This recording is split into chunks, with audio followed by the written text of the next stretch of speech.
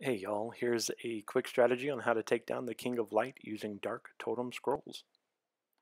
So the catch here is that you need to go to Morteheim Guildhall to be able to get the Dark Totem Scrolls. You can only get there through the mysterious portal event. That event is sort of random, sporadic, so you just have to keep an eye out for it. Once you do have that event, though, you can just go to the island, hunt around a little bit until you find the portal. Once you find the portal, clear it out. You'll have to use the red portal stones to get access to it. You can usually farm those just on your way to the portal itself, but just save those red portal stones if you gather them. And then once you get into Mortheim Guildhall, you'll have to look for a specific sort of house, I guess is what you would call these things. It leads to a sewer, and the sewer has chests in it. Those chests are the only things that will drop the Dark Totem Scrolls.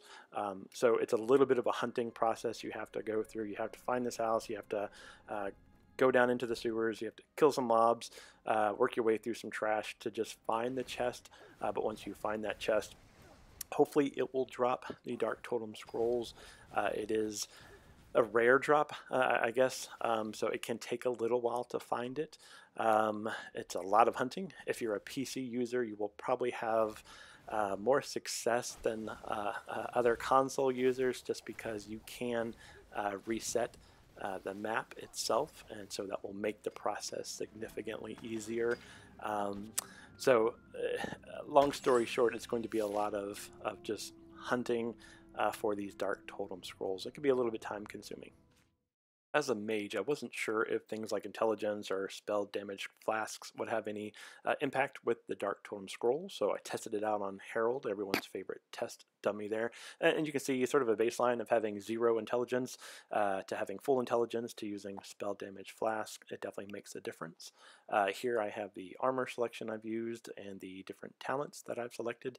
Some of those don't matter as much as others, but that's a fine combination. And here I have everything just dumped into intelligence. So let's go ahead and start the fight.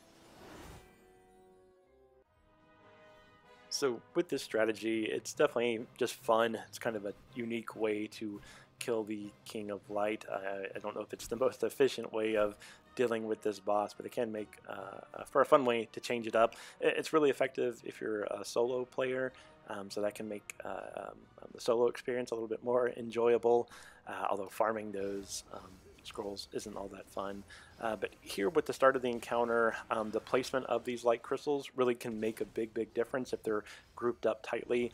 That will help out quite a bit.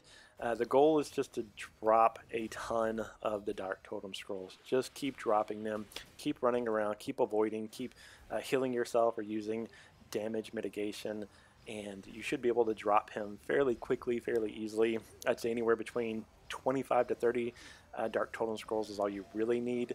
You can definitely have more. I used, what was like 35 of those, I think 36 of those just for this encounter. Way more than needed, a bit of an overkill.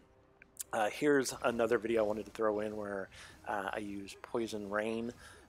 You can definitely incorporate that. You can modify your stats a lot. You could really put a lot of points into your health and preventing damage. That's perfectly fine, and just let the Dark Totems do the work for you. I sort of liked this method of just dumping everything into just pure spell damage, getting crits to happen as often as possible, and killing the boss. And in this particular case, it's kind of funny. I died right at the very end of the encounter. I wasn't sure if I would survive or get the victory, and it looks like I did. So the Dark Totem Scrolls are good because they can just finish off the boss apparently even if you're dead. So hopefully that helps you. Let me know if you have any questions about the process. I'm glad to help out, but especially for those solo players out there like myself, hopefully this makes it a little bit more enjoyable for you. Thanks.